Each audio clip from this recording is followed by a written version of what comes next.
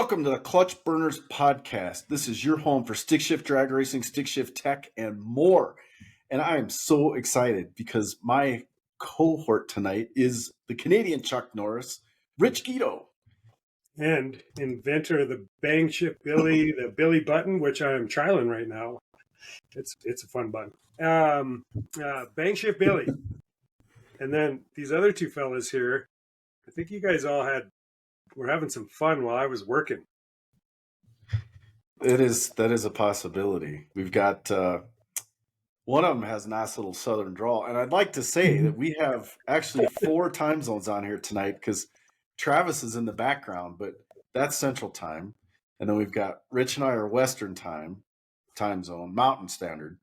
We've got Nate on Pacific, and old Joel over there. Well, he's East Coast time. So let's see it. We've got Joel Magill, right? That's right. And Nate Curran. Awesome. So all right, where do we let's go get from there? Yeah, this has been great, guys. Thanks. Maybe I should jump in first. Of course, I didn't look at any of the notes. Yes. I've been ripping a deck apart. But is this first, second, and third place from Rocky Mountain Race Week? Yeah. Yes.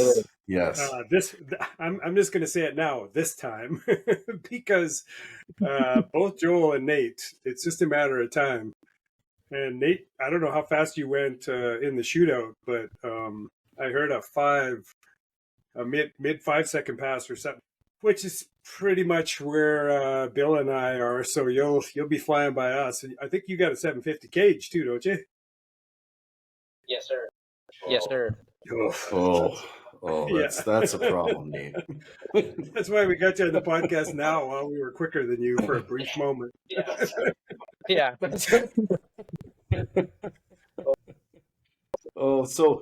So Nate, I see your car in the background. So tell us a little bit about it, because you've made it sounds like you got a really good trade-in on your purse. So tell us about that. Yes, sir. So I pretty much built the whole car myself, cage, all the turbo kit fab work. I've been starting to do that on the side for people here and there, but it's just a basic stock block 5.3, stock head, stock crank, just rods and pistons. And Joel and good old Tom Stark kind of pushed me to do the stick shift thing. Just the first year I did race week, I met Joel, and I have hung out with those guys ever since, every year. And they pushed me to do the stick shift thing, so I got a hold of Tick and pretty much copied Joel's transmission, the ultimate drag and drive deal. Just a basic G-force gear set with 5th and 6th still in the transmission for the cruising. And I went rounds on trying to get a clutch. I ended up going with advanced Rob Youngblood out of Boise, or Caldwell, Idaho, just because he's so local to me, and he got me a clutch in like 2 days right before race week because mine wasn't here yet. And so I went with his, and I don't have anything to reference it, against, but I'm happy that I did what I did because mine seemed to work very well for what we were doing. I have a question. Yes, sir. I'm a little confused. I'm not familiar with the 5.3 that Ford made. Oh, yeah. Yeah. Yeah. That's a Ford Fairmont. What year is that Fairmont? It's an 80. An 80 Ford Fairmont. Yeah. A special engine that year or something? Yeah, they came with the EFI 5.3s out of the same Chevy truck motors. Most of the Mustangs came with too, apparently. So yeah, I think 90% of Fox bodies came with 5.3s in them, or 6 liters. Oh, okay, all right. Okay, I think I get it. At least you don't have a purse anymore. Yeah, you can't completely make fun of me. No. Boy, after seeing that thing run, I have nothing but compliments to say. That's for sure. I appreciate it. Tell us, how fast was the car before? And what was the combination before? last year it was a 408. It was a 6-liter LS deal, and it was turbo 400 car, factory, like 8.8 with a spool and just pretty basic setup. But it was all factory Fox body, no coilovers. It was the spring on the arm and just double adjustable shocks and all that. But I always ran 8th mile with it, ran rowdy radial and stuff like that for race week. And then back home here, I used to run Outlaw 8.5 with it, which was an 8th mile class. But last year at Nationals here in Seattle, they invited us to race, and it was quarter, and I didn't have the gear for it on a 26-inch tire, so we ran it to like 900, 1,000 feet, and it went 850 at 161 with the automatic in it, and that was 23 pounds of boost. We were just leaving soft and making a pass so that we could not look like idiots in front of the nation. Bill and I did that. I know somebody that did that. Yeah. Yeah, I looked like I got to idle down the track in front of 30,000 people. It was pretty awesome. Oh, yeah. Yeah. And then it couldn't even make it up the end of the track because it goes uphill. They had to push me. It was awesome. It was only the biggest race, the last biggest race ever in Vandermeer. It wasn't a big deal. Yeah, no big deal. No big deal. But it's been 520s, hasn't it? Yeah. In the 8th? It went 5.30, and the 8th was the best it went. But we always fought the transmission, it was a first gear leaf. It didn't have a second gear leaf 400 in it, so it was always like a fine line on a 26.85 to make it leave and not spin the tire. So it had potential to go faster, but it is what it is. Now I'm over here going mid-5s with a stick shift. So I'll get back there though. I'm sure of it. So what kind of 60-foot did it run before, when it was right on that edge? I think the best that it went was a 129 or a 130. I honestly would have to look. I save all that kind of stuff. So, but that was on an 8.5 too. So it was never on a big, it was on a small tire. So, that's impressive, Nate. But this year I tore the car apart and built a 9-inch for it because I knew I was doing the stick shift thing. So I knew I had to put a 275 on it or a 28-10.5 or a slick or whatever. So I mini tubbed it, and then just one thing led to another. I built a 9-inch for it and coilovers, and pretty much, I mean, there's tubing now from the back of the car to the front of the cage. So I wouldn't say it's a chassis car, but it's probably getting questionable to some people. There's factory frame rails in there still, but how heavy is it with a stick now? I haven't weighed it since it's all been together. I ran across the scales in Tulsa, and I think it was in Texas also. I don't think that their scales are correct, but Tulsa scales said 4,200, and Texas's scales said like 3850 or something. I'm gonna just throw a guess. Bad liar. No, I swear that's what the scale said, but I'm going to throw a guess at 31 to 3,200 out there. Yeah. I mean, it's all steel. It's still all steel. There's no glass in the car. That's the only downfall to the car I picked, was they really don't make a lot of aftermarket stuff for it.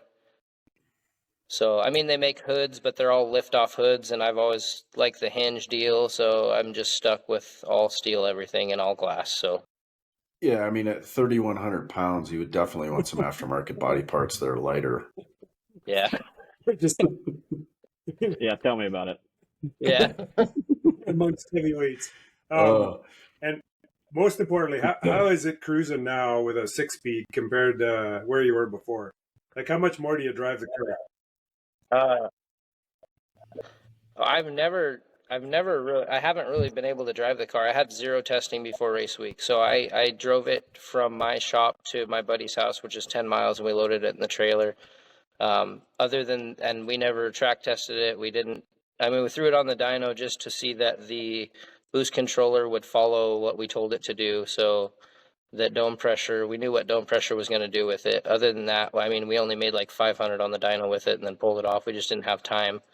So I really haven't driven it other than on race week, and now I know Joel used to make fun of me all the time because Yeah, I had the Turbo 400, and I didn't have a gear vent or anything the first 2 years, and so he would always kind of hang in fourth and fifth gear to hang with me driving on the street. And then this year, I had other friends that we were hanging with, and I understand Joel now. I was in fifth gear the whole time.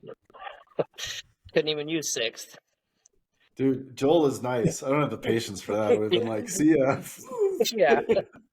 See you at the track, bro. That's right. Oh, that's awesome. So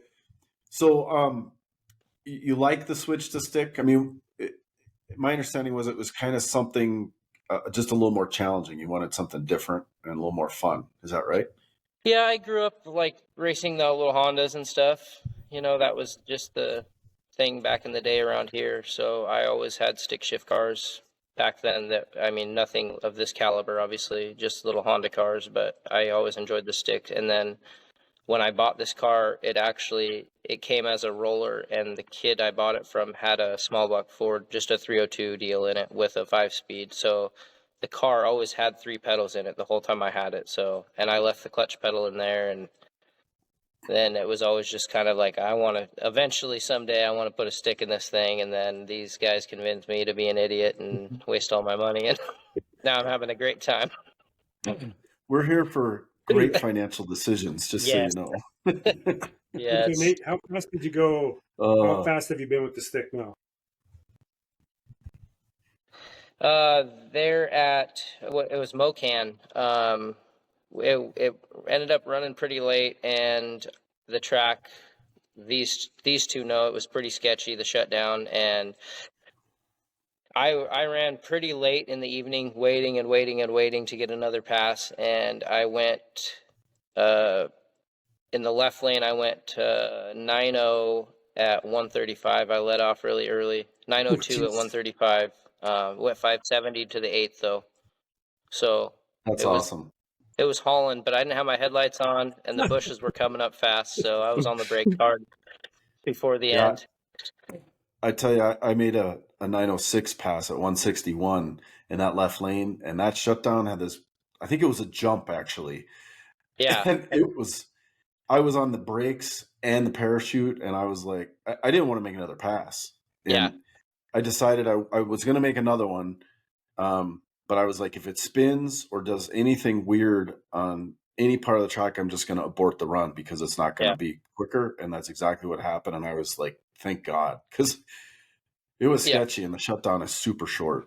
And then that left lane like merges back over into the other lane right at the very end. So it's like a little bottleneck, kind of weird and sketchy. And it wasn't a good plan to hold it all the way, but yeah, that was smart. We got our 660 data for sure. So yeah, that's watching that thing leave. Like I was behind you and it just separates like this. It's so nice to watch. Like I did some of my math right. Yeah, I need your help with some of that math. Hey, Joel, it's been a while since I seen you too.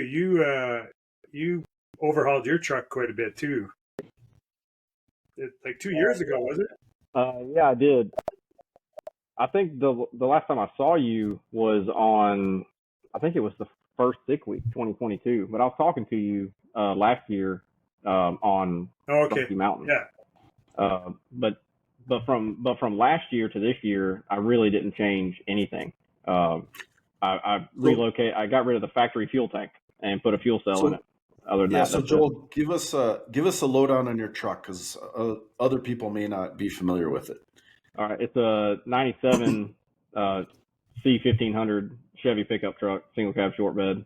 It's got a 408 twin 70 millimeter turbos, Holly Dominator. Same transmission Nate just mentioned, the Ultimate Drag from Tick. And I'm running the Black Magic 11-inch Defiant. And what gear ratio in the back? Nice. And what does that truck weigh? Sorry. It weighs, depending on the scales you're on. The last scale that I had was, with me in it, was like 4050, 4100. Heavyweight. Nice. And what's the quickest it's been? That was actually in at Texas Motorplex. It went 942 at 154. And was that with your scramble button pushed? No, I didn't mess with that button until Missouri. That was a wild Nice. ride. Yeah, and rumor had it you had, what, 34 pounds on the scramble or something? Yeah, I didn't actually mean for that to happen because I've never turned it up that much before. And I set the boost safety to 34 pounds thinking like, all right, I'm going to hit this button and I'm not going to get anywhere near that. But just in case something happened. And after third gear and I was on the button, it just reverted to wastegate and fell on its face. And I was like, oh, shit, that thing was making some boost. That's awesome. And quickest That's 60 awesome. foot. The quickest ever is 150. I couldn't make the thing 60 foot to save my life this past trip. That's just, I guess it's my fault. I don't ever go test. The last time I had that truck at a track was Rocky Mountain Race Week last year. So if I ever went out and tested, maybe I could do something better. And I intend to coming up here soon. We got some events down here in the Southeast I want to go to. We should Just, look at some data sometime and talk weights and counterweight. I was trying to help Nate in the background because Bill was like running away with the class, and I'm like, "Come on, Nate, you gotta give him a challenge." So I didn't tell Bill, but I'm like, "All right, what are you running for counterweights?" And like, we got to get you closer to him, so at least you guys have a battle. yeah, Oh. Nate and I were talking about some of that clutch stuff, and like, him running the Advanced and me running the Defiant. They are two radically different approaches to counterweight and base pressure. Like I've got over 100 grams of counterweight hanging on my clutch, and Nate's got something like in the 20s. So let's talk work about so that. different. So Joel, your clutch is a 6-lever single disc. That's right. 11-inch disc, is that right? Basically, same as me. And Nate, yours, okay, yeah, so extra cool. And Nate, it's a twin 8-inch, is that correct? The twin 8-inch 3-lever. 3-lever, okay. So the math for that works out that you probably have more friction surface area with a twin 8-inch because it's a twin than an 11-inch. So that's part of the reason you need less counter. Is that right? Yes, I think there's a lot more science to it than I fully understand. Being so new at this, I really don't know what I'm getting into, but all I did was follow what Rob told me 100% to do, and he told me to shoot in the beginning. He just said shoot for in between 25 and 30 grams of counter total and 2.5 turns of base and leave at 4,800 and start there, and that's pretty much what we did. The first 2 tracks on race week were kind of screwed up because my car's on Dominator, but it wouldn't data log. It was supposed to be data logging off of staging input, and it wouldn't data log off of that. So we ended up changing it on the 3rd track to data log off of TPS, 80% over TPS. So the first 2 tracks we had 0 data on the car as far as the boost level it was on or anything, and we didn't want to keep turning it up, not knowing what the heck was what was actually happening. So Yeah. Winging it. just winging it. And then my input shaft speed sensor, my TIC transmission came with one, and I wired it incorrectly. So during the event, we didn't have input shaft speed, and I didn't want to deal with it. I mean, it was brutally hot, and there was a lot going on, so we just did not deal with it. The car was seeming to work, so I still have 0 data as far as input shaft speed. I don't have driveline speed. I don't have wheel speed or anything, just the basics. And maybe we're getting super lucky, but I think it's probably coming from the small tire racing background that we're used to that made us kind of have a good understanding on where to start. And then just following Rob's instructions on that clutch to a T worked out for me anyways. 60? 140. But That's it's pretty still cool. I mean, you can still hear it on a video, kind of almost bog at the line, not bogging bad, but you can hear it kind of pull it down. And we haven't really, since we got the leave and everything kind of sorted, we haven't spun the tire yet. on power. So we were leaving at 4,810 pounds of boost, and it has yet to leave on too much power. So I think we could get down into the mid 1.3s pretty easily without changing clutch adjustment or anything. So, a question for you then: to reduce or eliminate the bog, is the thought then to leave with more power, either more RPM or more boost, or both? Just more power, probably. Try to leave at the same RPM, but maybe 12 pounds of boost. And the car does have it has a hidden 100 shot on it, so we can leave on the nitrous if need be. It's not that hidden. Okay, so yeah, so just so people that aren't super familiar with a adjustable clutch, you want to leave with more boost and not more RPM, because if you add RPM, it actually ends up adding more counterweight. Yes. Right? Yeah. Okay. Yeah. Now, for driving down the street, are you cranking more base pressure into it, or are you just leaving it alone? Yeah. No, I put 6 turns of base in it to drive it on the street, but Nice. I never touched the counterweight the whole trip. And on a gear change down track, it doesn't have, I can't read or input shaft speed, but you could see a flare in the RPM, and it's not doing that. So I think the clutch is locked up after the 60 foot probably, and it holds all the way down track. Yeah, mine typically would That's awesome. slip about 0.7 of a second. But like Joel, mine's pretty heavy, so it has to slip or it might break things. But yeah, mine's pretty much same as Joel, like 40, 50, and it's been 139, 60 foot at the gut, actually, of all places. But it was, I think I ran 3 140s in Florida with really good prep, though.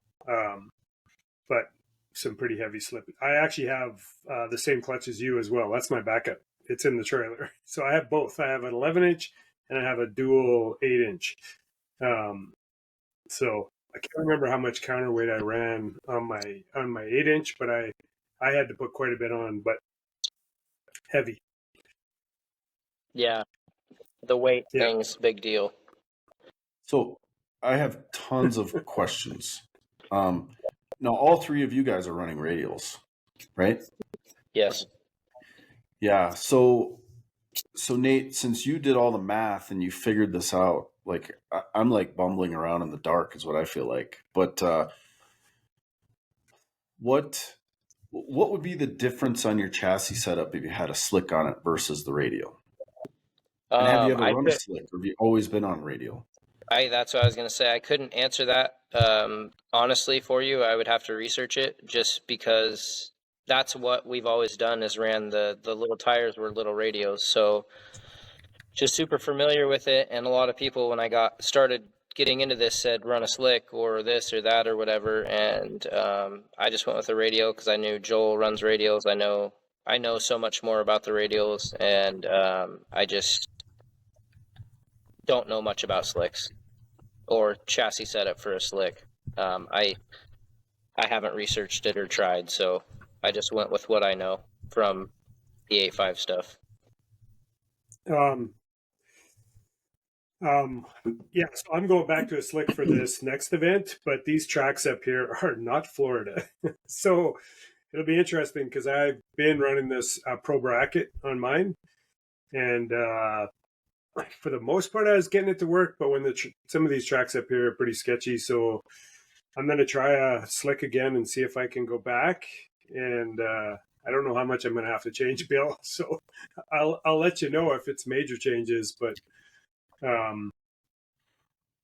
so I'm curious then, because you guys are a lot more familiar with radial than I am. What's the difference between like a pro bracket? Is that what you run too, Nate, as a pro bracket radial? Yep. What's the difference between that and like the Hoosier DR2? The DR2, is that a radial? The DR2 a radial or a slick? It's a radial. Yeah. I don't know. I've always ran the Mickeys because for our class up here in Outlaw 8.5, you could only run I think you could run a Hoosier, but I don't think that in all the years of racing I ever seen anyone run anything other than the Mickey Thompson radial, which is the same compound as the pro bracket that we run now, the 28-10-5 pro bracket. It's the same compound as the 8.5 tire I used to run. So I don't know about the Hoosiers as far as what the difference is on that. Okay. Okay. I don't know if it's a softer compound, that Hoosier, or what the It deal does is have with a it. soft. So these were hand-me-downs from Rich. So maybe Yeah, Rich can tell they me. do have a little softer sidewall, but I think they're quite comparable. They're the ones that Grubworm went 661 on because I think he couldn't get Mickey's at the time, so he tried those and they worked for him. They were just because the sidewall is softer, they bulge a little bit more, and they wouldn't fit my car actually. But the Pro bracket would. Also, they have the potential to work. Then is what you're saying. I don't know what. Well, somebody's made them work. He was going a lot faster than all of us. Right. So, So, Yeah. so the DR2 wouldn't Yeah. fit on your car. My understanding is that it's actually like a noticeably different size. It's larger than the 28-10-5 or 275-60 Mickey Yep. Thompson.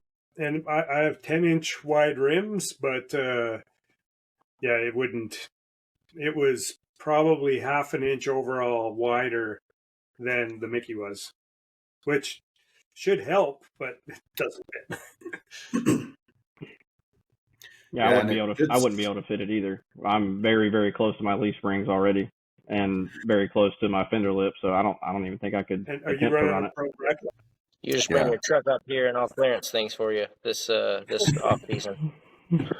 I'll just ship it up there to you, and then you Yeah. deliver it to me next year, and it'll be doing 130s in the 60 foot. Fiberglass, everything. Well, Joel, we talked about that you have a potential for a 450-pound weight drop, right? If I decide that it's worth the time and money to do it, yeah. I've talked to some people who have cut the front of these frame rails off of these body style trucks, and just cutting the front frame rails off and tubing it, they've saved over 200 pounds. And then I still have the stock front brakes that are very heavy. I'm still running a 17x7 front wheel. Not even running skinnies in the front. So I have, and it's an iron block. So if I went with all three and did cut the frame, tubed it, did the brakes, did the wheels, and went an aluminum block, I'd be able to shave 450, 500 pounds off the front. That's a lot of work, though. Yeah. And I'm already kicking myself every day for choosing a full size pickup truck for a chassis to be doing this with. So, like, how deep do I want to go? Man. I'm in the same place. It's like, yeah, Facebook Marketplace is a dangerous thing every once in a while. It is, and I'm on it for some reason all the time. And tell me about how did it go for everybody? Did anyone have to drop the transmission during the event or do anything with clutches, like pull them? No. It's my first time in 2 years the transmission stayed in the truck. Good. Congratulations. Nice, Joel. It was nice. You're getting it figured out. That's awesome. Although I understand your co-pilot would have been just fine yanking that transmission out. Well, she helped me put it in before we left, so nice. She would have done it, but it would have been interesting. It was awesome. It looks like you guys had a great week, actually. So that's good. Yeah, it was good. Yeah, that's awesome. So Nate, talk more about, and this is really a self-serving question. I'm being super selfish, but talk about the difference between chassis setup, and this will help Rich. I mean, this is really a question for Rich, going from a radial to a slick and vice versa. What changes do you want to see in the chassis setup for slick versus radial and back and forth?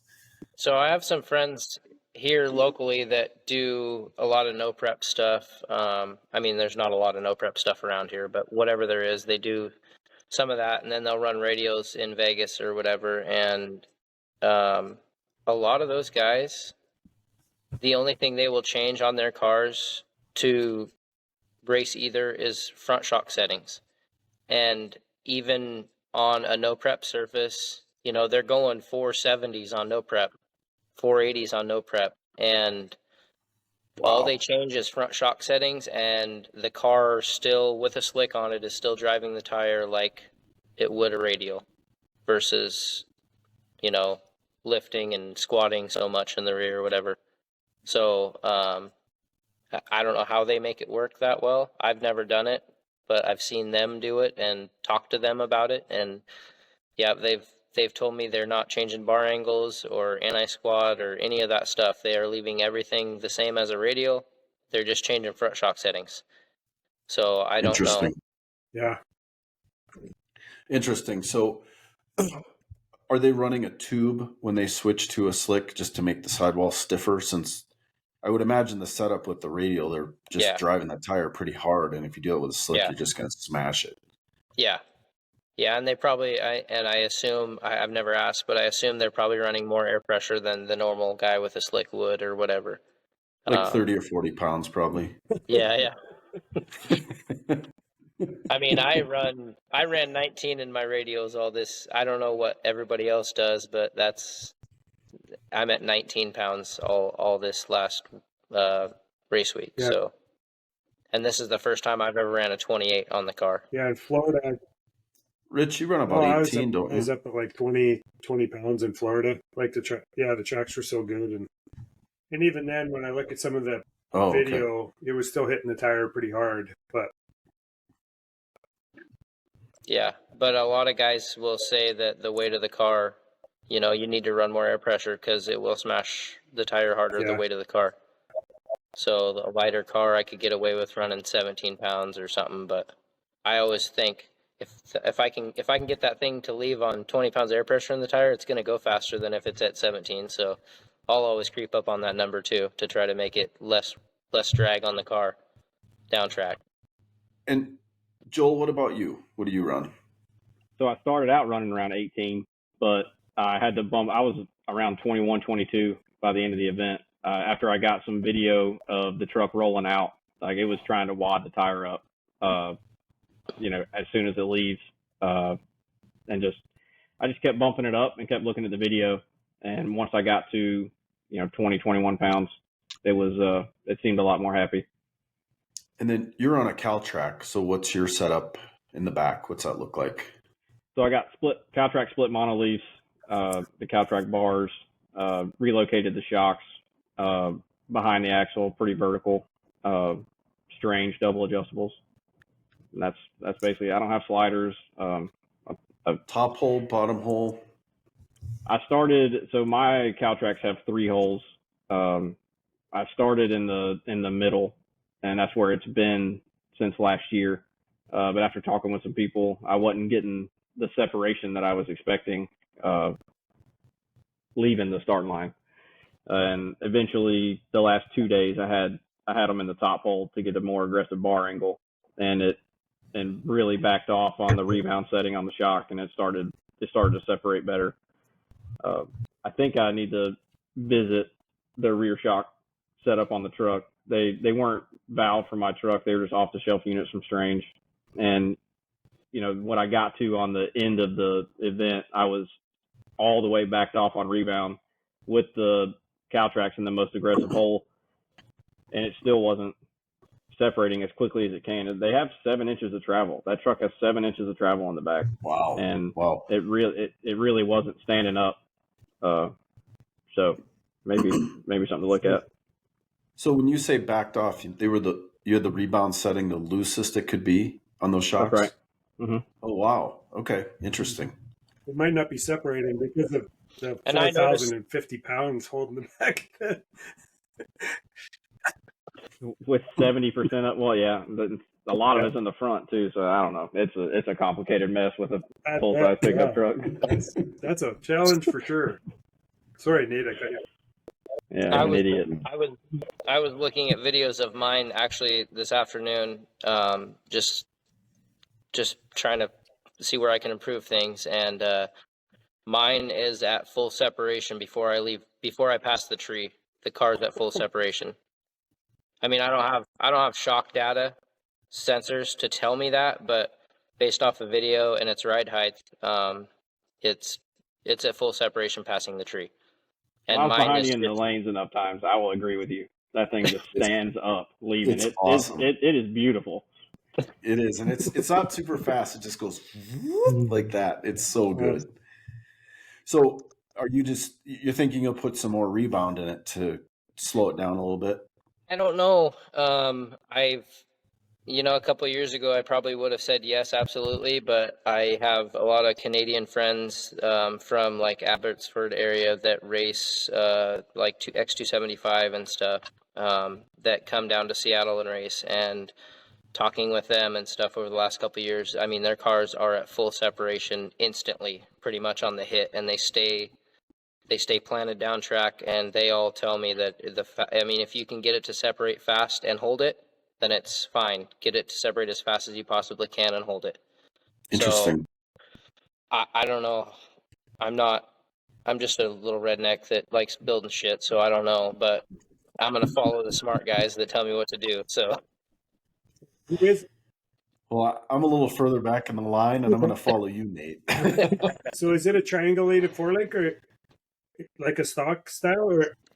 yeah, it's factory style. The only thing I did this year was I built a 9. Me and a friend of mine here locally built a Fab 9, and we set it's all adjustable on the housing, but the torque boxes on the car are all factory still. And it's got coilovers on it now because I did the mini tubs, and you lose your shock spot on a Mustang if you mini tub it. So I did a crossbar and just put coilovers on it, and they're just basic off the shelf Vikings. Nothing fancy in this thing at all. Excellent. Just lots and lots of research and math and stuff. So sorry, go ahead, I was Rich. going to ask you, what's your staging procedure compared to when it was an automatic? How did you find staging a stick car? And this is probably a question for all three of you. Do you launch with consistent boost every time? Yes, because I am controlling boost with the CO2 is controlling the boost pressure. So the very first pass that I made with the stick, it was on wastegate and it was 4 pounds, and I didn't turn the boost controller on, and I was on 4 pounds all the way down the track. And so for us to control boost at the starting line, it's just on CO2. So it'll do whatever I tell it to do up to a certain point, and then after that we have nitrous to fix the issue there. Now, are you running? You're running wastegate also. So you have wastegate springs, or are you putting air on both sides? It's got a wastegate spring, a 4 pound spring in it, so I can go as low as 4 pounds. But then it just CO2 on the top of the gate to pin it shut. So got it. Yeah, I mean, nice. And what size turbo is it you have? It's a big frame 80. It's just a off-the-shelf forced induction steel now. Used to have an 88 on it, but I was kind of nervous that no stick shift people have that big a turbo, so I put a little smaller turbo on it this year, and it's seeming to work really well. I mean, it's reacting really good, and it's a smaller cube motor, so I knew that I needed a smaller turbo for that, and so it's working. So Nate, you put it on the chip on the first bulb, and then are you watching the boost gauge come up and then ease the clutch and bump into the second bulb? Yeah, pretty much, but it's pretty instant. On the first bang the motor makes, it is at 10 pounds. Jeez. So once I hear it, destroy your drums and all that, then I know that I can go in safely, and it's going to leave on 10 pounds of boost-ish. Oh, Nice. How about you, Joel? I do have the line lock set up, but again, we didn't have any time to test it, and none of that stuff was hooked up correctly. But I have the pressure sensor in the TBM line lock and all that stuff, so I should be able to stage off the line lock, and then the line lock will shut off on the clutch switch release. But didn't have it tested or anything like that before, so I was just easing into it to get in. Gotcha. I forgot what I was going to say. Joel, how are you doing when you stage the car or truck? Well, so on an event like Rocky Mountain, you don't necessarily have to get up on boost on the single bulb and then kind of bump in. So at that event, I'll just roll into it and then build boost after both bulbs are lit. But I've got a hydraulic handbrake. I don't use a line lock or anything like that. And if I'm at an event where reaction time matters, then I use, like Nate said, I use CO2 to control boost. With my motor's relatively higher compression and sort of smaller turbo, so I can build over 10 pounds of boost in less than a second on the two-step. So if I'm doing it where reaction time matters, I'll be riding the clutch on the handbrake as I light the first bulb, and then get on the two-step and kind of bump myself in to the second bulb, and then I'll just hold it there until it's green. Oh, I remember the question. So how are you guys doing boost? Are you using the boost builder in the Holly or using an advanced table? Like, what exactly are you doing? I'm just using an advanced table. Whatever I'm leaving at RPM wise, I'll modify the advanced table to slope timing out of it. I'm getting down to, on the two-step, around 2 to 4 degrees of timing total, and it seems to really, really build quick. Yeah, mine's essentially the same. You guys are close. leaving on way more boost than me. Same here. Well, I wasn't leaving on anywhere near that this event. Last year at Vandermeer, I was leaving on like 12, 14 pounds, and it would take it. But I was leaving on 3, 4 pounds at the most this past event. That's the most I can make work. Traction. Wow. Yeah, I'm asking that because I'm mainly a drag and drive guy, and then I went to the Yellow Belly, and now I'm heads up racing, and I'm getting shit from Tony telling me, he's like, you got to get up on boost, you got to bump in, and I'm like, I'm afraid I'm gonna like push through the line, and it was kind of funny because he's literally raking me over the coals because I was doing a shitty job of staging. So the next pass I go up there and I do good. He goes up, tries to do the same thing, and he rolls through the beams. So I was like, thanks for giving me advice. You weren't supposed to give it away and not use it anymore. But I'll tell you that, like, so for mine, I really haven't been consistent enough. Like trying to watch to get the 4 pounds before bumping in. And I've got like a 94 millimeter turbo, but I also have 521 cubes. So I have to get, and I have an air compressor. I don't have CO2, but basically same thing as you guys. But so that's interesting. You guys can build boost that fast. It's a pretty big turbo, though. It takes a little bit of, probably 3 seconds. I could be, 4 to 8 pounds if I want to be. So I just have to get better at it. But so interesting. Well, what are you using what method are you using to build boost? Are you doing something similar to us or something different? Actually, I'm just putting it on the 2-step. So I got the 3-step up set up now, but I haven't tried it yet. So I've been working, but I'm gonna go somewhere and so now it's the way I set it up now is it'll go to 6,000 RPM, and then as soon as the boost starts to build, it'll go down to wherever I want to launch.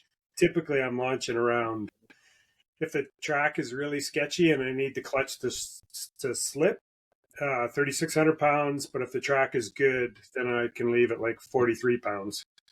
4,200 RPM. You mean 4,300 RPM? So it really depends. I get my clutch to. So are you pulling timing down to 5 degrees? 5 degrees. And it stays like it. As soon as you're on the 2-step, it's at 5 degrees. I don't modulate that, but I'm running a Mega Squirt. I'm not running that $high Holly stuff. So I guess I need to look at mine because I've got I just started using the boost builder, and I just have it pulls out 35 degrees of timing. So I don't know what the static is, but it builds boost pretty quick. And I have little baby turbos, so it's pretty fast. It'll come up to, well, I've only asked for like 6 pounds so far, so I don't know how long it would take to build like 10 or 15, but Nitrous will fix all of it for you guys. I'm gonna I've grab heard my that. phone charger. Yeah, I've heard that'll make my intercooler better too. So Joel, that's And you're pretty using quick though for yeah. like how much horsepower you think you're making? I'm not even sure. Fuel flow numbers say 1250 to 1350. The fuel flow numbers when I was running over 30 pounds of boost were pretty high. But I'd say on a normal pass, I'm usually making somewhere between 22 and 25 pounds, and I'd say that's 1,300 horse. That's crankshaft? I would say, I don't know. I thought it'd be the tire. Nice. That past 940 pass should have felt pretty good though, hey? It did. It felt good.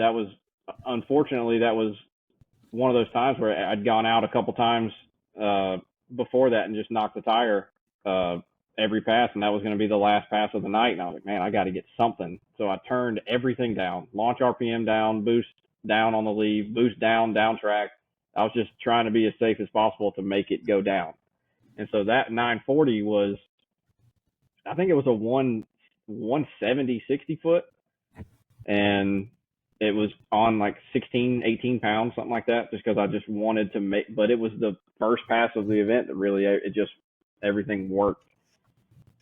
But I think that was against me too, and he drove out of my life. So I think he's probably there was a scramble button or something in there too. No, the time I was running against you, I tried to hit the scramble button, but I hit the horn instead. They're on the same side. That's perfect. Oh, that's awesome. So he was blowing his horn and waving as he was driving with me. Yeah. Well, And then they've got his car figured out. Yeah. And then they figured it out and ran a 9-0. Yes, that's awesome. So tell us, let's start with Joel. So tell us a little bit about yourself, Joel. Like, what's your background? What do you do for work? So I work for a how do you support company. these poor financial decisions? What do you do to support that? Everything I can. Sounds bad.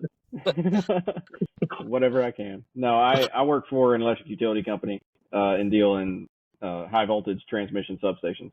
So in our area, that's 46,000 to 500,000 volt transmission substation equipment. Do the protection and control. I'm shocked. Oh. You've probably never heard that before, have you? Never. Nice. Never. And Nate, what about you? I drive dump truck and do a lot of fab stuff on the side now. That's nice. It's becoming a lot of side work, but that's pretty much how I fund the race car stuff, is all the side work stuff. Well, the fab work you did on your car is impressive. Like, it's really nice. I appreciate it. Yeah, you're welcome. Yeah, and how'd you learn how to do all that? Just watching YouTube? Yes, sir. I kind of got pushed around by some fabricators locally to me and just got a welder and started doing it. So YouTube certified. You and me both. I think I probably did the same as you. I priced out a roll cage, and then I priced out a welder, the metal, a bender, and thought, why don't I just do it myself? But yeah. It's way more satisfying, and it's not in chassis jail for years, and then you don't get what you want, and and it cost a lot of money.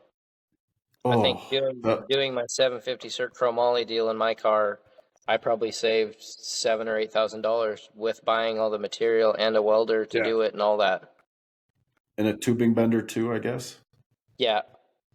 Yep. That's awesome. Yeah, that's fantastic. The cage fits how you want it to fit. Yeah. I mean, I'm just like anything. I'd do it a little different if I could do it again, but I'm never going to touch that one again. It is what it is at this point. Yeah, that's nice. And what rear gear's in your car now? 350. So same as me. And what sixth gear? What sixth gear do you have in yours? Is it a 6.3? Yeah. Yes.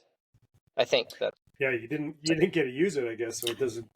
But that's what Bill No. put in his, put back in his, right?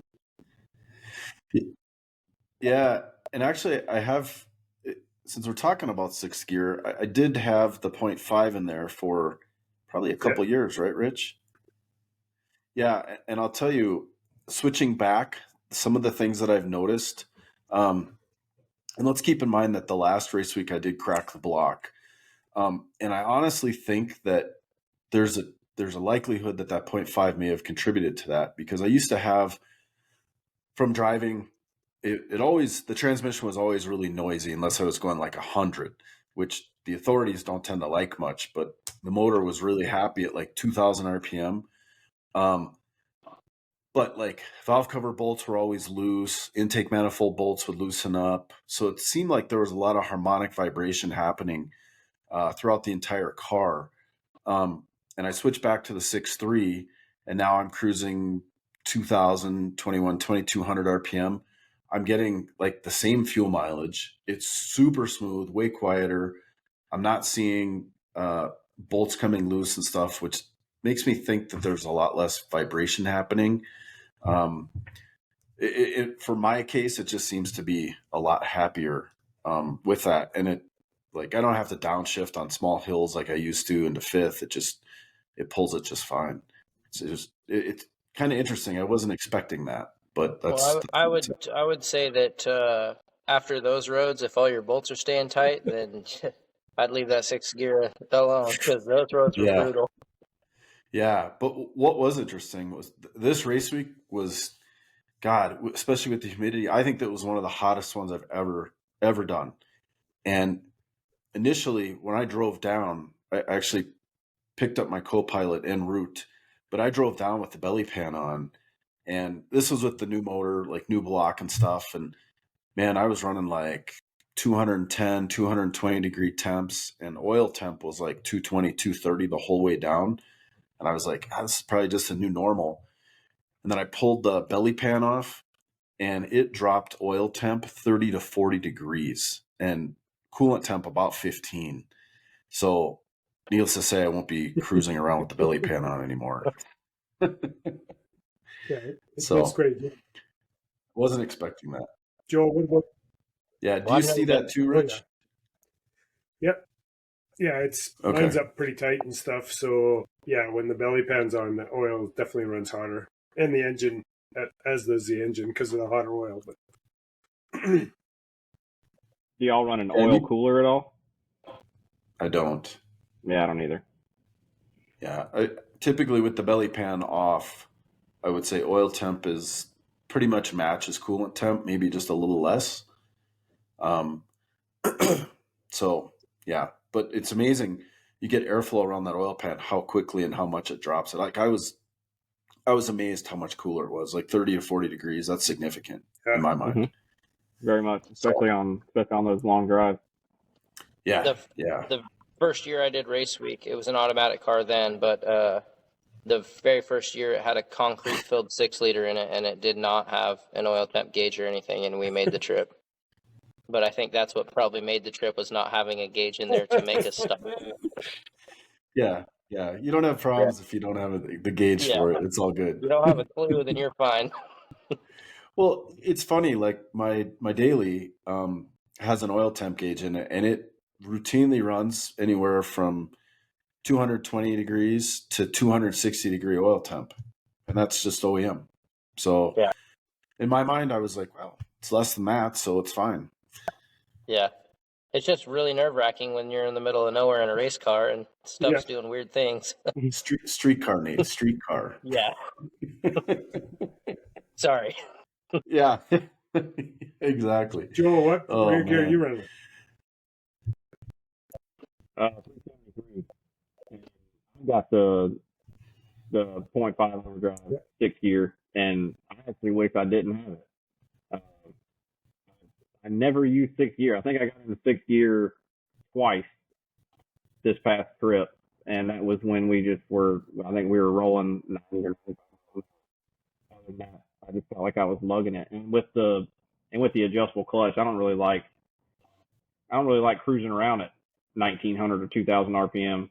Because when I'm in sixth gear, if I roll on it, if I'm like Bill said, if I'm coming up to a hill or something and don't want to downshift, it'll flare the clutch. So I stay in fifth. Are you cranking your clutch up for the drive? I do. I leave all the counter on it that's on it when I run on the track, and then I put 6 turns of bass in it. About the same as me. So I have a 350 and I run a 0.5. And so 80 miles an hour for me is 1700 RPM. But like I said, I also have a few more cubes and that thing just loves it. Like driving to work, I'm like 1500 RPM and it's smooth and quiet and doesn't beat up anything. I don't know. The cubic inch really helps too. It's got so much torque and for sure, without question. But yeah, as Adam Dory says, it's 1,000 cubic inches. Yeah, so 2,000 RPM is 100 miles an hour. And Wyoming, well, in Montana, for sure, you can pay the ticket right on the spot. Like, if they pull you over and they say it's $70, you hand them $70 and you just continue on your way. You can't do that in Georgia. No, probably not. Probably not many states you could do that in. But in Montana, it's all good. But I think that's what keeps my motor together anyways, is just yeah, gone are the days of the Montana speed limit that was reasonable and prudent. Yeah, apparently I was unreasonable on the way back from Yellow Belly, but oh well. Like I said. Oh, what happened? Yeah, what happened? I think I thought I was still in 80 mile an hour zone, and it was really a 65, or maybe a 60. But the guy was really good. I just paid him cash, and he gave me a receipt, which I wasn't sure. I asked him if he wanted a tip. That wasn't the right question. And once I gave him the cash and got out of there, I was fine. It was all good. Nice. I almost had one of those experiences in Oklahoma. We decided to drive one night from the racetrack after we were done racing at like 11. I think we left Thunder Valley and we drove all the way to Mocan. And we were coming up to a town and we were getting close, so we were tired. And we were in a 65 and we were running 72, 75 miles an hour down the road. And I'm just driving at that point. And I look in my rearview mirror to see the guy behind me still back there. And I saw blue lights. And I was like, what? Who's you pulling over? And I looked ahead and it said 35 miles an hour. We're in a 35 zone. They didn't have the 65, 55, 45, 35. Or if they did, I didn't see it. But we were doing over 70 miles an hour in a 35. But all that guy did was just flip his lights on and turn them right back off. He never even pulled out. Lucky. Nice. That's awesome. Was it like 2 a.m. or something? I think it was 4:30 in the morning. Oh yeah, he was probably napping too, like you wish you were. Yeah, we set off some kind of alarm in his car or something. Yeah. He didn't feel like pulling out, but probably not. I'm thankful he didn't. That would have been a big one. Oh yeah, that's a tough one for sure. Yeah, speaking of which, Rich, sorry, go ahead. I was going to say the speeding ticket I got in Canada, I tried to pay it 3 or 4 different times. It shows it's never found in the system.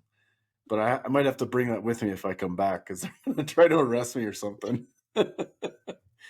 I told the guy, I said, your speed limit's at 120. And I'm like, I was going less than that. And he goes, you were going 96 miles an hour. I go, there's no kilometers in this car. And I was like, yeah. It didn't work. He didn't buy it. So he might have heard that one before. Quite possibly, yes. Yeah. What's you guys' next events? I think I'm going to try to do Sick Week in February.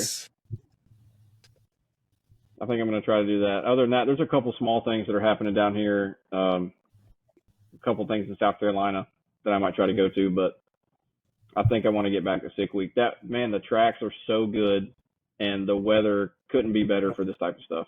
Like you need a sweatshirt in the morning, and the sun's out, and you're in a t-shirt in the afternoon, and it's not hot. You're not dying. like Bill said earlier, this past event was the hottest event that I've done. And, I've lived in Georgia my whole life where, it gets to 100 degrees and, 90% humidity. And like, I work outside and I'm used to that. That heat index that first day in Tulsa, sitting on that black asphalt for over 12 hours with fans blowing on you, and it just feels like someone's holding a hairdryer in your face. Like that was brutal. It was rough. So sick week is so nice. There was one part where I was sitting there under a canopy and I'm like, God, why am I sitting in the sun? And I'm looking around and I'm like, I'm not. It's just that hot. Yeah, it was rough for sure. Drinking over a gallon of water a day. Absolutely. I've never drank that many bottles of water before in my life. Yeah, and I learned that you need to have some salt intake or something, because if you don't, your body doesn't absorb the water. And after the first day, I wasn't feeling so great. Started some of that, and it made a huge difference. Well, hopefully I will see you at Sick Week. Somehow we have to figure out what to do with these 750 guys. Hopefully Nate doesn't show up, and Bagley, and the list is getting long. Taylor. Yeah, there is. Yeah, I don't know if I'd really like to, but I don't know if I could swing that one. Throw in 6 gear and just leave the truck and trailer behind. I'm doing a Redwood Rally again over here, so that one looks awesome. If it hadn't ended on the day before race week started, I was going to do that. Yeah. It was pretty fun. It was very lax in comparison, especially to this year's race week, but very lax, and just like Joel said, you wear a sweatshirt and then cruise in your car. It's cold. You're out on the coast. It's awesome views and the redwoods and all that stuff. So it was a very laxed event for us. So I'm going to do that one again. I got second place last year in Rowdy Radio, so I got free entry into this year. So I'm going to do it again. So that's awesome. Do they have a big class? They do. Yeah. I'm sure that's going to be.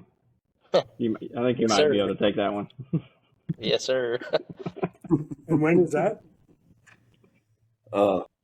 That's September. Here in 2 weeks, I think it is, or the 17th or something, we're going to race at Nationals in Seattle again for a Wally, for a drag and drive Wally deal that NHRA put together. That's awesome. So I guess wish me luck, because it's against a bunch of fast cars. So a big I'm going to go out there and hopefully not look stupid. Really cool one. Yeah. I think you'll be good. Yeah, I think you'll be good. Yeah. Bill, what's your next one? Once you completely rebuild your car again, trying to keep up. He just goes silent. I'm planning on Race Week 2.0. That's the plan. And in all honesty, I have a meeting with Tom Stark tomorrow to just look at the chassis, because there's a couple of big pieces on mine that's not working. One is the front end. I've only got 2 3/4 inches of front end separation, and that needs to change because it's not working. And then the rear as well. I have less than 4 inches of separation there, and we're going to look at sliders. I think if I can ditch the shackle, then the slider would help with that rear end separation, in addition to building a bracket to change the position of the rear shock when we get to the track, to put it, essentially in almost fully compressed, so I can utilize all the separation of the shock at the track. Obviously on the street that doesn't work. Those are some of the changes. And I've got some, I was thinking about possibly putting a strut front end on it, but it looks like there may be some ways that I can make some changes to the existing Mustang 2 setup that's on it to get significantly more front end travel. That's probably the best case scenario, because a strut front end is it's just a lot of work. And I don't know that I honestly have room for it, because I don't have shock towers in the car anymore. And with the downpipes and the twins on it, it would be kind of challenging, I think, to figure out where to mount the top of that strut. So if we can change that Mustang 2 front end a bit, then I think that would be the best case scenario. But still kind of doing what Nate does, and that's research and reading and talking to people and that kind of stuff. So we'll kind of see what we can come up with. But yeah, that's about where it's at right now. And so Nate or Joel, neither one of you have any shock sensors on your cars or trucks? No. I got that high dollar Mega Squirt, so I'm running Cadillac ride height sensors. Is what I use for shock sensors on mine. So it's definitely been educational for me. But yeah, I still got lots of work to do. But I mean, it's been 851. So now I just want to see if I can run an 851 up here. It's dry deck now too, so I'm not afraid to crank up the boost and worry about pushing coolant, because it seemed like every time I was close to 17 pounds, I was at Bill's house ripping the heads off my car. So I try to avoid that while I'm on these events. So now I have no idea if it's lifting the head. So just keep going. Yeah.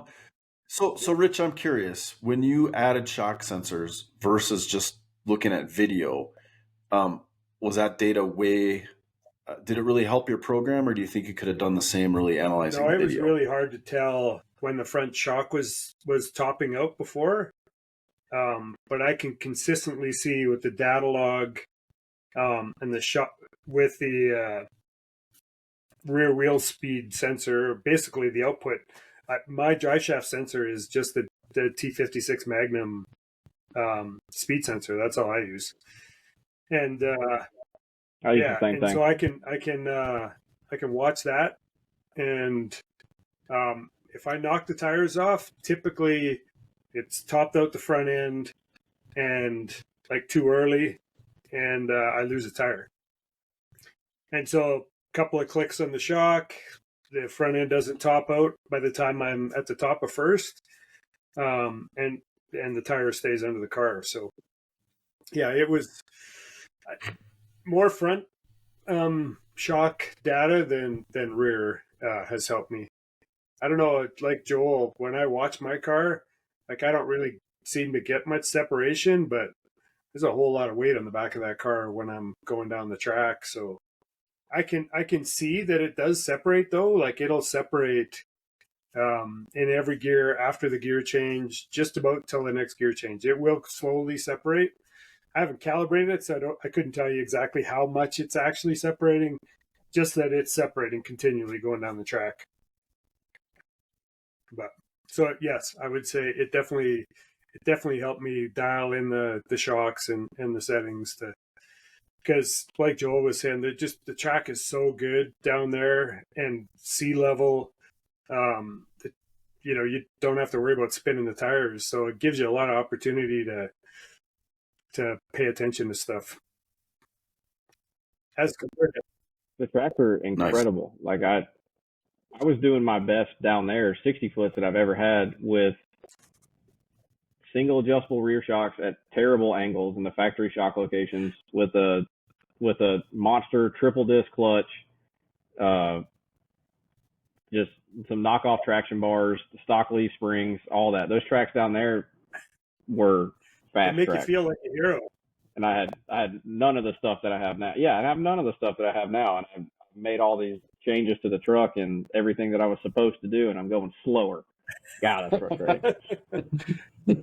It makes me really appreciate the no prep guys, like the stuff that they can do, and how they're managing power, and it's interesting. Like someone like Yellow Belly, like I don't even know if they have a sweeper or anything there, but I will tell you that is not no prep. Like that front of that track, oh my God, it's good. It takes you pretty much to the scene of the accident though, because about half track, all the good news goes away, and then you're off for a ride, and it is bumpy too. Like, yeah, you got to be on the brakes, but I mean, there's guys doing 140, 150 miles an hour on that track in the 8th, and yeah, it's freaking impressive. But that's moving. Yeah, that's moving. I wish we could have Wow. walked that. I mean, it was a really cool checkpoint, but I wish they would have opened the gates and let us like check out the facility a little bit.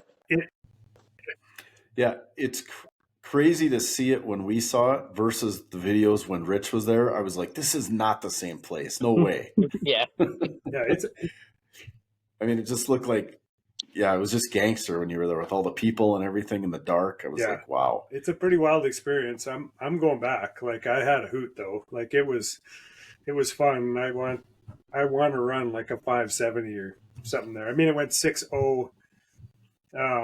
But well, you guys will laugh at this, and being as this is a Clutch Burners podcast, though. So my timing window had a great big 5-degree range, like at, I don't know, 5,000 RPM, and I don't know, probably 10 pounds of boost. And so I had it set up so that when I would shift, it would fall back to that zone, so it wouldn't hit it so hard. That works great until you turn the boost down, and then all of a sudden you're driving right through the middle of it while you're at Yellow Belly, and it's like I didn't catch it till I was looking at data when I got home, and I'm like, oh my god, no wonder it wasn't. It literally was pulling the, partway through every gear, it would pull it down to like 5 degrees. I didn't actually notice it though. Like, that track is so sketchy, and there's so much shit going on there that I couldn't feel it pulling the power. But anyways, it was pretty funny. Live and learn. Not pulling it down that far, wasn't slinging fireballs out the sides or anything. No, it wasn't. Well, not that I could see, anyways. But I was just watching the 12-foot lattice like flying by you. But yeah. Dang. Well, should we move on to the some questions? Yeah, let's do it. Let's see here. See what we missed. So let's talk about problems that you guys had at Race Week. Let's start with Joel. I know you had a couple. Talk about what you had. I know one for sure, but I'll let you tell us about it. Well, you were manhandling the stick and your balls, and what happened? Yeah. So my main problem was being able to hook up on the track, but that's not a mechanical problem. But unfortunately, so this is the same pass that it actually hit over 30 pounds of boost for the first time, and it actually left really well. This was in Mocan, and man, I thought that this was going to be another best pass for me. So 942, that I said earlier in the week, was the best I've ever done. And as soon as that thing left, I was like, man, in my head, I'm like, if I hit every gear, this is going to be it. And then I got on the scramble button and was like, oh man, we're really going to do it. And I stayed on the button and shifted into third gear, and the shifter ball exploded in my hand. And so, like, as that happened, I hit the boost safety, so the truck kind of falls on its face. The shifter ball explodes. I don't know what the hell's going on. I'm reaching for the stick just to try to grab the stick and pull it into fourth gear, and it ended up running like a 980. And I came across the line at, I can't remember the mile an hour, but it was only making like 9 pounds of boost for like all of third and fourth gear. Yep. That's frustrating. Nice. I didn't even know that was a problem that you were supposed to have. And Bill, thanks again for letting me borrow your shifter ball for making another pass later that night. No problem. Yeah, if you haven't broke one of those, you're not trying hard enough. I know that it was Stephen Clemens. I think at Texas 2K, he destroyed his shifter ball or something too. It was either Chris Moore or one of the two of those guys. They totally obliterated one of those. And that was one thing I learned from our import friends at PFI is they have strain gauges on there. And I never really thought that about using it for this, but it taught those guys not to pull and push so hard because they were. Yeah. I don't know how hard I'm shifting, but I might need one of those. I feel like I just black out when I'm going down the track and just trying to do everything I can to get it in the next gear and not miss or have something happen. Yeah, definitely. Because that's how I broke my transmission last year. was Shiftable? shifting too hard. No, that's how I broke the transmission last year. Was shifting too hard, is what Tick said, because it sheared that shift shaft rail that goes from the shifter to the I front of the remember that, transmission. Just cut it Did in it half. shear the pin or the shaft? The shaft. Dude, you're just too manly, Joel. Gotta be it. Oh boy. So Nate, what about you? What kind of carnage did you have over the week? I just had a whole bunch of rear end noise, but other than that, it was pretty uneventful, really. Did you eat a lot of Mexican food that week? Yeah, yeah.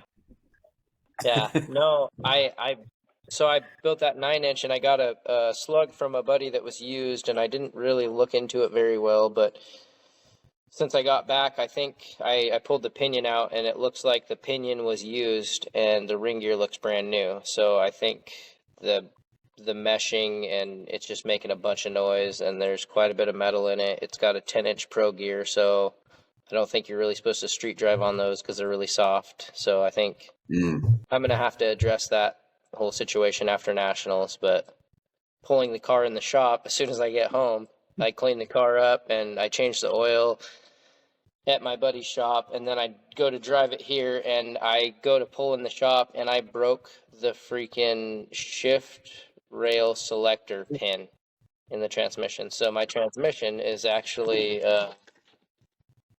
in pieces right now on the bench to fix that shift pin. Nice. Kind of sucks, but Welcome. So Well, what we did on mine, I broke mine, or it came out actually, and we ended up. My co-pilot is a machinist, and I don't know how people do that, do it at this level without that, but we put 2 roll pins in the smaller side of the shaft. You know, it's got the larger end and then the smaller, and we put 2 roll pins in there, and it hasn't come out again or broke. see, mine just sheared the pin off. The actual little pin that the roll goes pin. into the forks, not the roll pin. Oh, The little solid pin that goes into the forks to lift each fork. interesting. Yeah. I think Huh. it's not the roll pin, so I don't know. Tick's sending me another one right now, so, and I have a spare transmission. They don't, as far as I know, they don't make an upgraded part for that, so if my Tick one doesn't show up sometime this week, then I'll probably just pull my other transmission apart, pull the parts out of it, fix this one, put it back in the car, and then when that other one shows up, put the other one back together. So just so I can make it to that Seattle event and not be super stressed about putting it together for the event. Understood. Yeah, understood. Tell us again which part, or can you grab the piece and show it to us? I like saying that. Yes, absolutely. I'll just pick the phone. Yeah. Yes. Learn us something. Exactly. So can you guys see this right here? There it is. Yep. So there's this little pin that's supposed to go in here. Oh yeah. And sit like that. And put the phone down. Lower it a little bit. There we go. There you go. So this pin just sheared off. Came out of here. Wow. That's a kind of a stout piece. So I had yeah. Never had that problem. I don't know. Tick said that they've never seen it, but they also told me the same thing they told Joel, shift that thing like it owes you money. So maybe I'm just a little aggressive on it. I don't know. Yeah, that I have not had that fail. I have a spare one of those though. If you're in real trouble, just let me know. I can ship you one. But yeah, that would be. I kind of looked. I don't think they don't make an upgraded piece for that, do they? Don't. That I see. I do have a anyways. PPG gear set as well, and so they ship a different one. So that's why I have a spare. I see. With that PPG gear set, do you have a factory, did you do the factory ratios, or did you mess with gear selection for gear? You get what they send you. They do have some options, but they're not I think it only comes with, you can only get a 0.63 which is what I went to Florida with this last time. But I had some issues that in fact, the transmission's at tick right now. They think they fixed it, so I'm going to find out at some point. But now I've got a 29 spline input shaft in the one that's in the car, and my spare is a 26. So when I want to switch, I'm going to have to drop the bell housing, drop the clutch, put in a different disc. So it's a lot more dicking around to get it to, but I'd still have a backup. I mean, I need all them spare parts. I mean, I got a 9-inch and axles and spare transmission. Might as well have clutch discs and input. Yeah. Lots. I'll tell you Well, what, those spare. if you're driving 7,000 miles to get to the event, then I would have spare everything as well. Yeah. I tell you, those spare axles would have been nice for me. We had a axle bearing issue that was, it was a little rough, but we got Bill through asked me, "Do you carry a spare axle bearing?" I'm like, "Yeah, it's on my spare axle." You can switch them out, but Bill will tell you that I had an axle bearing go too, and that's kind of a funny story. It was when we were going to Bill's, and so we pulled over somewhere, and the car was getting hot, so I took the hood off and I put it on the trailer, and then I see this fluid running towards the curb coming from my rear end, and I'm like, "Oh, that's not good." So we ended up driving it to Mark Williams on a Sunday night. Which was kind of on the way, on the Sunday route. night. We parked it in there, pulled both axles out of the car, and almost put them in front of their doorstep, and then showed up there Monday morning with my cars on jack stands. Well, they showed up to work, and here's my car on jack stands, no axles in it. In their parking lot. They were awesome. Like, it was a Moser rear end, but they put new bearings on it for me and everything, and away we went the next day. So, yep, now I have axles with me all the time. I was going to say, Joel triggered me on something. So, Nate, when you're, how is your recollection of driving? Like, when you make a pass and you're done, how's your awareness of? I'm like Joel sometimes. I was like, I don't know what the hell happened on that pass, and I'm thinking, oh yeah, I did something there, but I can't remember what it is. But how about you, going from an automatic to stick? I feel like I'm pretty calm, and I'm very aware of what's going on. I would say it almost feels slowed down to me. Like I don't know. But, I mean, I guess even the faster passes the car, it almost seems boring. Like, not boring, but the car's not all over the place. But I'm pretty aware on a pass on what's going on. This is not good for the rest of us, Joel. This is not good. Well, I don't know. I kind of share that feeling, kind of, in that, like, if everything goes well. But if I kick the tires or the shifter ball explodes or the boost safety comes, if all this stuff happens, I'm like, oh, what? It throws you off. But I think it's probably the small tire racing was all 8 miles, so the quarter seems so long to me. So it just, there's a lot to think about. Yeah, I mean, well, and I would, Go ahead, Bill. I would second what Joel says. And Rich, you and I have talked about this. When it's a nice smooth pass, like, if you're not pedaling it and it's not getting crazy, like, you're like, oh, okay, here comes the 1-2 shift, click. Here comes a 2-3, click. When it's a hot mess, you're like, oh my God, oh Jesus, I gotta shift. Oh shit, I gotta do this. And you're pedaling. You're like, pull the parachute. Oh, is it over already? It's like you fall behind. But when the launch is smooth and it hooks, it's nice. And your car is so well set up, Nate, that it makes sense. I watch it and it's just nice and smooth. It's like slow motion. I'm like, that's what it's supposed to do every time, and that's what yours is doing. I'm looking down at the gauges to watch the perfect RPM, watch the RPM come in. I mean, I'll look at the boost gauge. I'll look at oil pressure down track sometimes to see that everything's as it should be. Nice. The Holly screen sitting there. I couldn't tell you a single number on that thing the whole time. Oh, that's so Joel and good. Nate, you guys are both running into a rev limit to shift in your clutchless shifting. Yeah, Yes. That's right. yeah, that helps quite a bit too. I used to chicken foot it every time I would use the clutch. The car just seemed to be pulling so hard, and I'd go look at the data. I'd be like at 70% throttle. I'm like, what the heck was I doing? But as soon as I started clutchless shifting, it's TPS is pretty wide open until you lose traction or something. But It's kind of crazy how smooth that is doing it that way. I always thought that it might be violent or something. Like it just falls into the gear. It's so nice. Falls into the gear, hey Joel.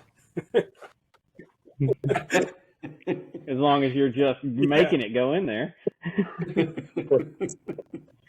Nice. So there's a couple of audience questions I definitely want to get to here. So first one is, Nate, when you say you did your math right, what math did you figure out on the suspension of the car? What I just, all the bar angle stuff and basing, instant center and all that kind of stuff off of what the internet says a Fox body will work good at on a radio. So. Oh, okay. That makes sense. Nothing crazy, or there's nothing scientific going on over here. We're just rednecks from Washington that read the internet and make stuff work, I guess. We got lucky. What your Army squad is on the car? Nice. I'd have to look. I don't even know where the paperwork stuff is. I write everything down. I could probably message you and let you know, but I don't think it's here at the shop with me right now anyways. Yeah. Nice. Curious, but, yep. I mean, I can't let all the secrets out, guys. That's probably not, I'm still in second place at this point, so maybe next year. Nobody listens to this. It's okay. It's okay to share. What's the next question there, Rich? About Joel's girlfriend was a trooper all week, putting up with the heat, working on your truck, packing the parachute. Does she have a sister? It's not me. I think Bill wrote that one. I did not, because I know the answer to that. No, that's pretty awesome that she did that with you, and she had a good time. Was this her first one? Oh yeah, it's definitely her first one. It was kind of like a trial by fire for her, and and for us. We've been dating for less than 3 months, and all y'all know these are not walks in the park. This one was rough too. And this one was really rough. But no, she was a trooper. She's a champ. She helped me adjust the clutch every time. Huh? Have you talked to her since you got back from race week, or she's still hanging around? She's looking at me right now. She's over on the couch. Well. So what's the answer to the question though? Well, what was the question? Does she have a sister? She does. But her sister is married. Happily? Who knows? Bill. Oh, that's too funny. Well, Rich, do you want to? Should we tackle the I think TKO we should round before we get in trouble? Bill, all right. asking. I think so. I'm happily married. All right, let's start with Joel. First car you owned or modified? Not far from the truck that you guys know. It was a 1996 extended cab, 4-wheel drive. And being where I was from, we weren't making trucks low and fast. We were making them big and slow. So, but Big and mudworthy, right? Yeah.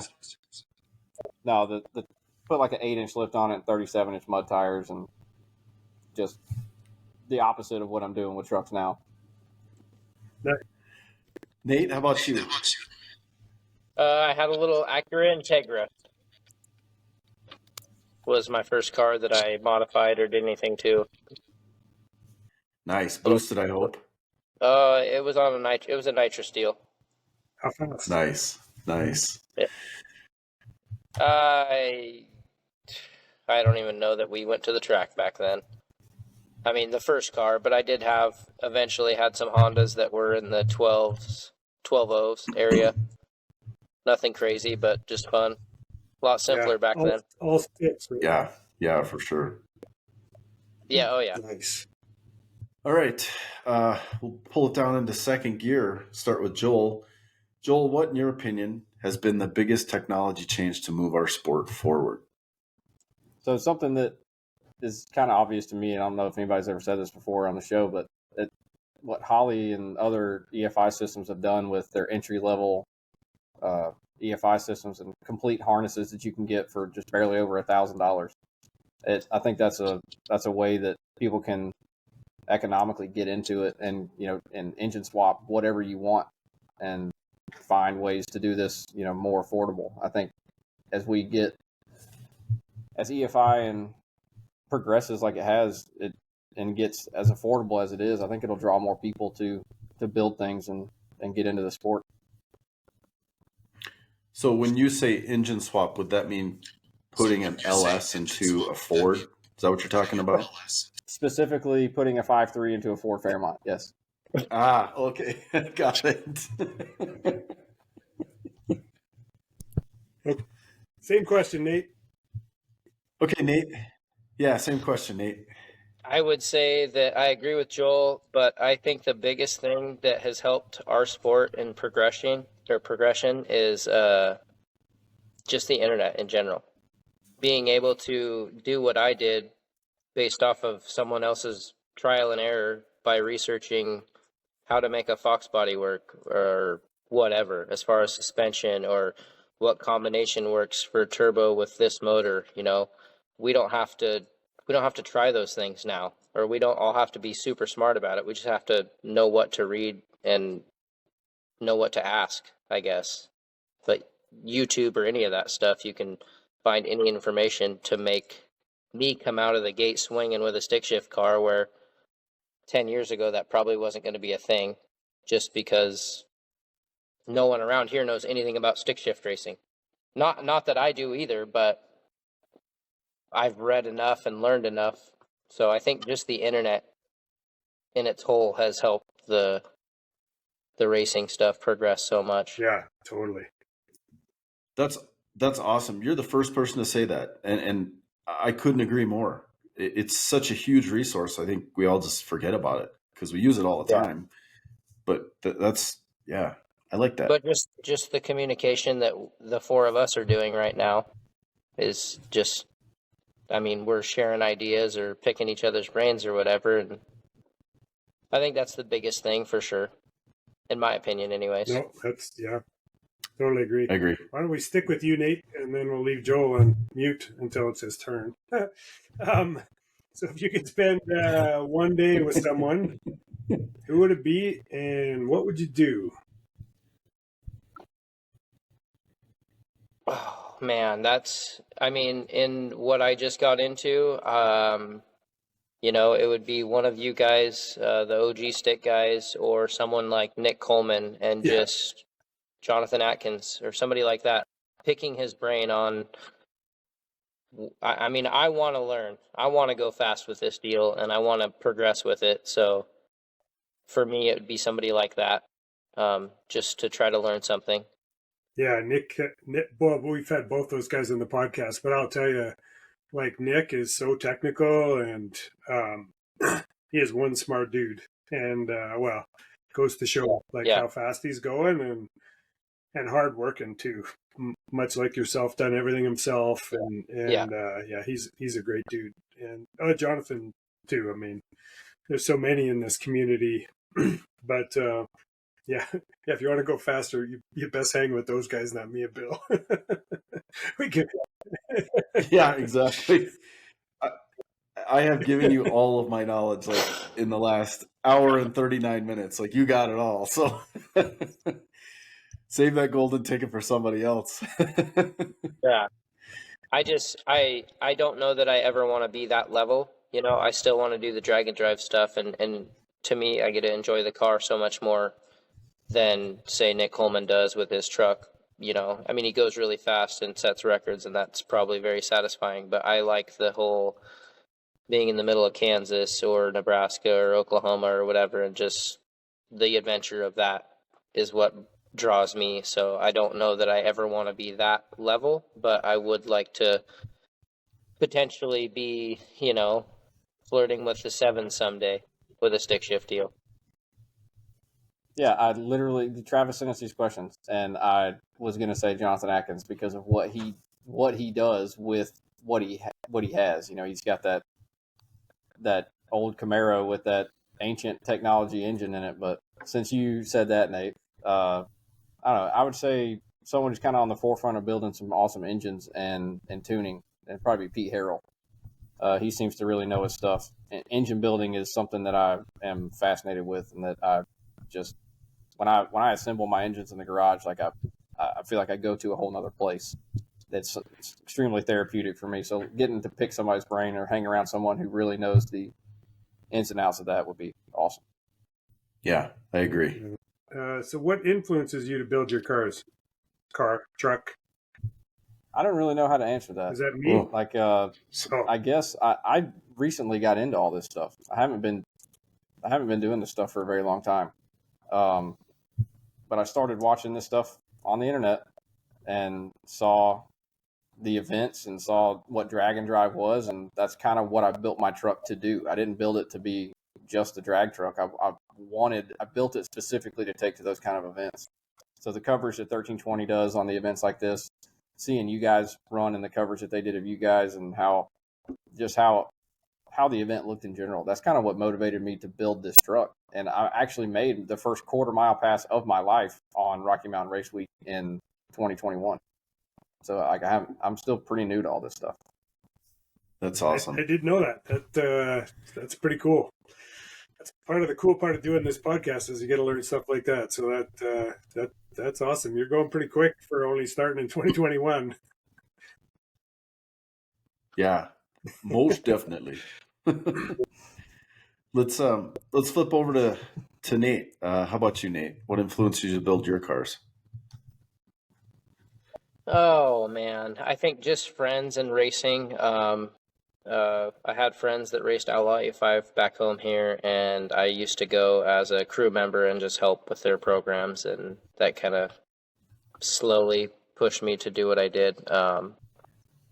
There's a lot of car shows and stuff here, and we do the end of the world rod run at Long Beach, Washington, and it's a big car cruise, and I just wanted something that I could go do burnouts on the street and make an ass of myself. So I put a 5.3 in a Fairmont and a Turbo 400, and then it has progressed to what it is. It was never supposed to be a race car, so I mean, I guess a street car.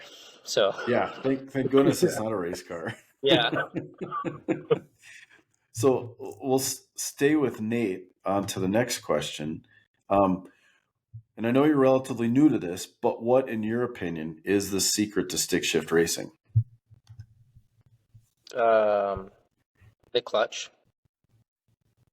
And I mean, I guess it would be the clutch. The clutch setup is the biggest thing to me because, I mean, obviously I don't know a bunch about it yet at all, but in my opinion, getting the correct clutch adjustment set up in Joel's truck would make it function better than it does without changing the chassis. Yeah, it's just like a converter in an automatic. If you have the right converter, it's going to work a whole lot better than, I mean, that's the heart of the whole situation. So I think the clutch and having the proper clutch stuff set up, you can Band-Aid other problems with. So I would say that the clutch is probably the biggest thing in the stick shift world. Agreed. Yeah, I think that's accurate. All right, we'll take Joel off of mute. Ask him the same question. No, I agree with the clutch. I agree with that because I think that stick shift racing comes down to the beginning of the track. It's the 60 foot, it's the 330. I don't think it's that difficult to shift gears, clutch or clutchless. But I think what is difficult is consistently being able to get off the line, consistently getting a 60 foot that's good. And there's so many factors that come into play that, you know, there's so many opportunities for human error that it's hard to be very like repeatable. So it's hard to tune a car like that or a chassis like that or a clutch setup like that because there's so much opportunity for human error. And I think the clutch is something that the adjustable style clutch is something that can really help with that, or a diaphragm clutch with some kind of device, something to make you repeatable, whatever it is, just something that you can tune around. I think that's going to be the secret to it. Yeah. Yep. All right. Since we all have 6 speeds, just drive it right into 6th gear. So what advice would you give to someone getting into this sport? And we'll just stick with you, Joel, since you're still hot. I would say, don't be afraid to reach out to people that you see on the internet. When I was building my truck, I did like Nate did. I just researched everything that I could, but I feel like I could have done things so much better and maybe cheaper if I had just reached out to the people that do this. Everyone that I've met doing this has been more than helpful, very nice, willing to throw out information. And if I just would have maybe wasn't scared to reach out and ask questions, I could have built a better truck from the beginning and saved a little bit of money. But I would just say, don't be scared to ask questions. Don't be scared to reach out. Yeah, it's a great community. And I think you said don't be afraid to spend a lot of money. Is that what you said? Just burn the money. You have to be comfortable with burn just it, setting just- cash on fire. That's another thing. Yes.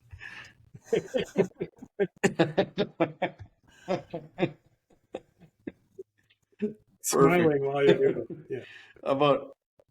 Yeah. Yeah. It's so good. This feels so good. How about you, Nate? I would say that you just have to be ready to work, and do your research. And I mean, I spent all last winter in this shop building this thing, and I don't know why my girlfriend even still answers the phone for me or brings me food at night in here or whatever, but I spent my all last winter making this thing function, and it took a lot of work, and you just got to be dedicated. And I guess you can't let, like, my first freaking 3 passes are like, my God, this car used to coast 850s, and then you go 11s, and it's like, man, that's a slap in the face. But you have to be ready to just power through that. And I'm still not super happy with what it's gone. I mean, I'm sure it's gone in the 8s, but we don't have a time slip that says that, so I can't claim that. But just a lot of work, man. A lot of work and a lot of money and a lot of talking to people like you guys or Tom Stark was a big help to me, you know. And everybody I've met in the stick shift community has been super awesome.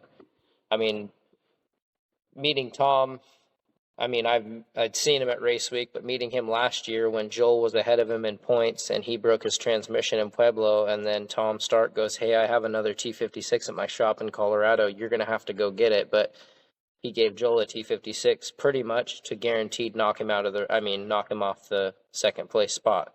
So it's pretty cool to see that in the drag racing or stick shift community, someone willing to do that for somebody. Because most guys in other motorsports would not give you the part to allow you to beat them.